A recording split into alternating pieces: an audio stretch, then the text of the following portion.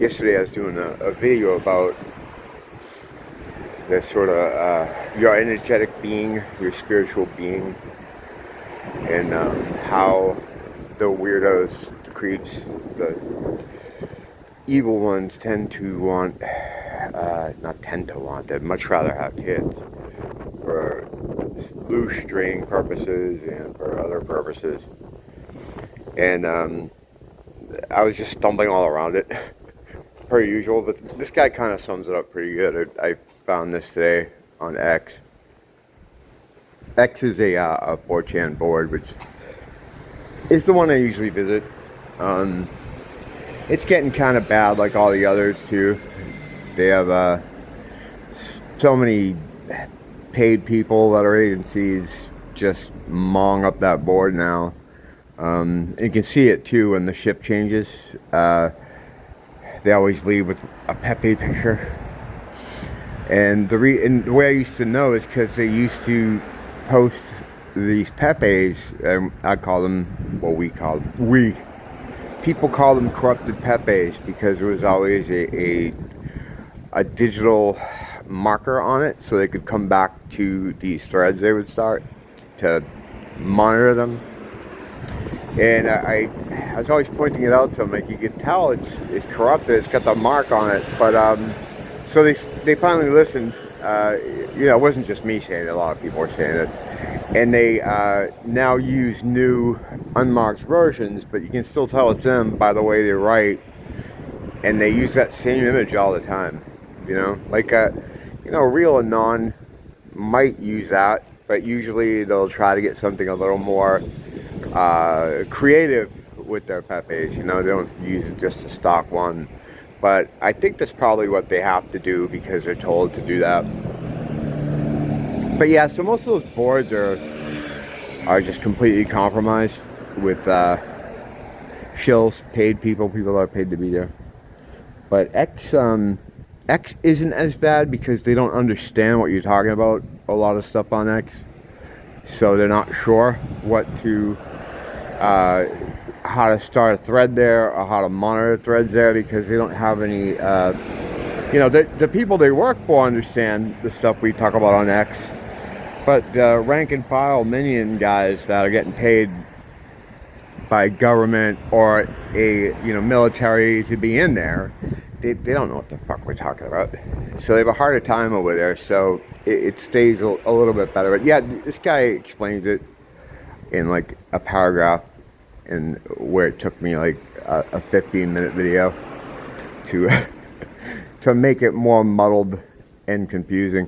Also, I've been also talking a lot about the whole robot thing, and something came across my transom about that too. It was this woman, this mystic, who was trying to explain that there's different types of souls. I guess there's 3 different, and I've heard this before. What are they? I don't know. I was trying to memorize them too, but the one that starts with an H, the Heilig maneuver, is like the robot souls. And she refers to them as souls, but I don't know. I mean, that's just, again, a lot of times when it comes to metaphysical stuff, we don't have a hard and fast set group of words to use, so sometimes we use what we got. And it reminded me of an older thing I read about how a woman was, I don't know how I got it. It was a YouTube video. May have been, but she mentioned this phenomenon too, how not everyone's spiritual energy is equal. And it was a subject about how a lot of serial killers are fake, just made up stories. And I went into videos about why they do that, why they want to put those stories on the news. It was, in a nutshell, it's a way for them to get a lot of dark words and ideas into your household when the family's sitting around the TV, or they used to, while they're having dinner or something, they can talk about things like dismemberment and, you know, gay sex and pedophiles and all the stuff that you wouldn't really hear in that living room is now being beamed into that living room. And among other reasons why they do that, those type of things where they completely make a serial killer and it's a complete story. The Podesta thing, his artwork, not John, but his brother Tony. These people are like political figures. John was Hillary Clinton's campaign manager. There's a whole, you know, you probably know who he is and what he's done, you know, if you're here. But his brother Tony had a piece of art made by Frenchie McFuckface, if you remember my whole thing about her. That weird witch lady that creates pieces of art. Or allegedly, she's just a... See, I can't... I can't mention anything without thinking about how many rabbit holes are attached to each statement. But anyway, he had a piece of art commissioned by her, he commissioned a piece of art by her, that there was a photograph that was going on with Dahmer's, one of his victims, where he was bent over in this really strange kind of way. He was back bent.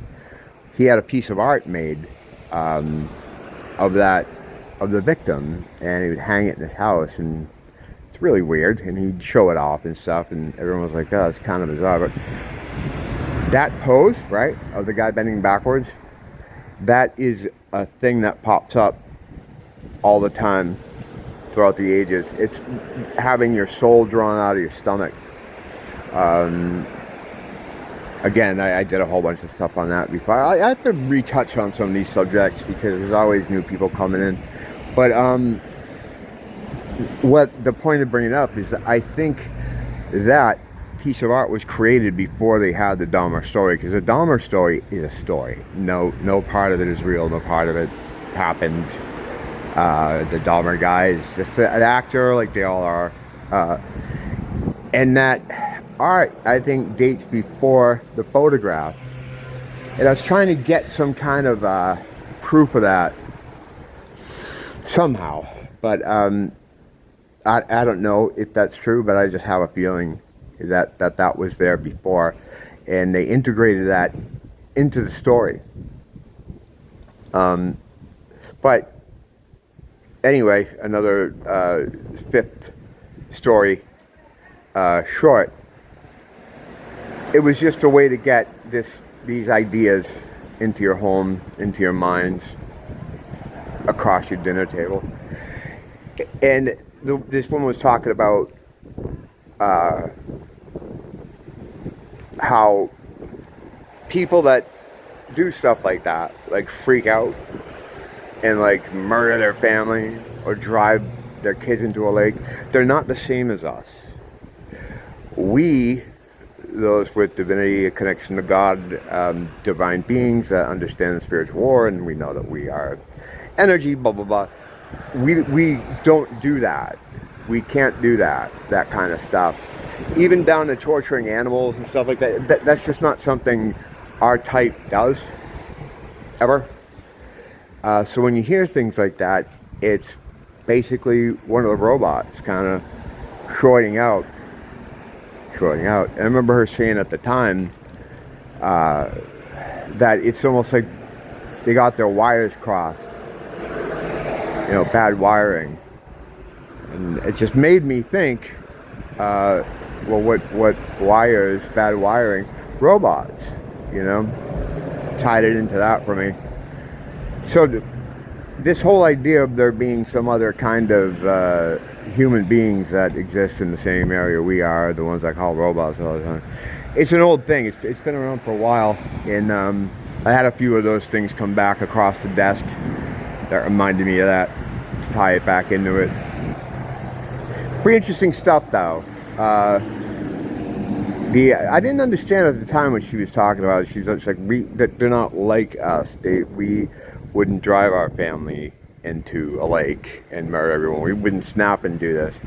So the people that do that are the fucking robots, having meltdowns, cross wires, short circuits, and they always refer to it like that too. It's kind of funny. But yeah, that to me, that you know, I can understand that. These things are really dangerous. Again, goes without saying, always be nice to them. Treat them like you don't know. treat them like you don't know what they are. You know, you have to. Especially now as time goes on, it gets weirder and weirder out there. You know, you don't want to show your power level at any time or let on that you know anything. And also, as always, don't try to go around and wake people up. It's not going to happen. The ones that already can see are going to see, and the ones that haven't seen by now aren't meant to see, because they're these people that drive their kids into a lake. All right, I think I get that down. It's really nice out. Nice wind blowing. I should go on demon patrol, but I kind of don't feel like it. I've been awake for 3 days. It's that end time sleep. Just can't get it done. I don't like to use sleep aids either, because it makes me feel like shit when I do wake up. But this has been going on for a while. I've always had problems with sleep, but I call this end time sleep because it seems like it's gotten harder and harder to keep a normal sleep schedule. I'll get a couple hours here, a few hours there. You know, so this is day 3, so hopefully tonight I'll be able to get some sleep. And you'd think, right, like, oh, you've been up for 3 days, you must have got a lot done. No, because a lot of that time is spent thinking, oh, I'm going to sleep now. Now I'm going to sleep. I feel it. And then you lay down, and 2 hours later, you're up again. Oh, man. I know some of you are having that kind of problem, too. Maybe not this extreme, but time is moving differently. It's moving quicker. You know, you could measure that on a stopwatch, whereas I explained how to do it one time. I think basically what you do is you start at 1. You start the timer off, like the stopwatch off, like 1, 2, 3, and count 1 Mississippi, 2 Mississippi, 3 Mississippi, 4 Mississippi. By the time you get to 7, the stopwatch is already at 10. So it's quickened up its pace quite a bit. You know, it's happening kind of on and off though. I haven't kept good track of it. There are other people that do, and would know when it changes and how it changes, or as close to possible. But yeah, time is just, it's fucked. So that could be adding to the sleep problems. But the sleep problem, that's my problem. It's not your problem. So I'm gonna go in and try to take care of that. You can do whatever you want. You know, the world is yours, my ninja. Don't blame the teacher, blame the school.